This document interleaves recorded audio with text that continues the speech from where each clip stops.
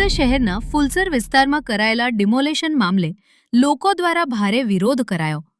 મહાનગરપાલિકા દ્વારા ફુલસર વિસ્તારમાં ડિમોલેશન કરી સરકારી જગ્યા ખુલ્લી કરાઈ હતી।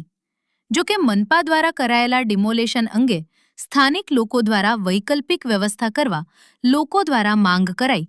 ફુલસર વિસ્તારના લોકોની મુશ્કેલી અંગે કોંગ્રેસના આગેવાનો સ્થાનિકોની મુલાકાતે પહોંચ્યા।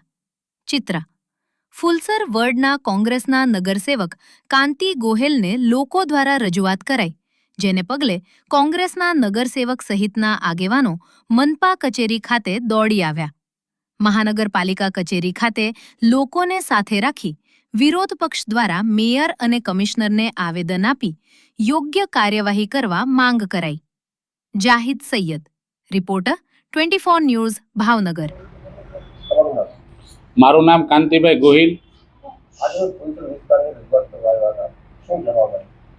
આજે રજૂઆત અમે કમિશનરને કરવા આવ્યા। ત્યાંના સ્થાનિક લોકો આજથી 5 દિવસ પહેલાં ડિમોલેશન કરવામાં બધાના ઘર સ્થળાંતર થઈ ગયા, કોઈને રહેવાનું મકાન પણ નથી।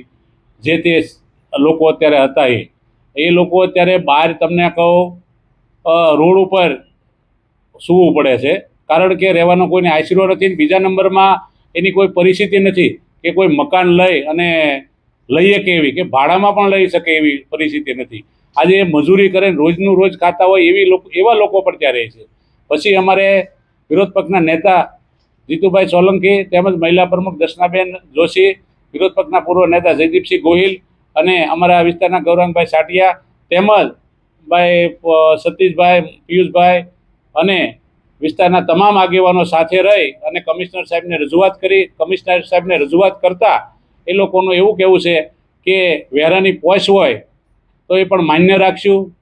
તો બધાને અત્યારે અમે વેરાની પોશથી વાકેફ કરીએ છીએ કે બધા વેરાની પોશ ગોતી આવો એવું કમિશનર આશ્વાસન આપ્યું છે કે એ લોકોનો અમે સમાવેશ કરીશું।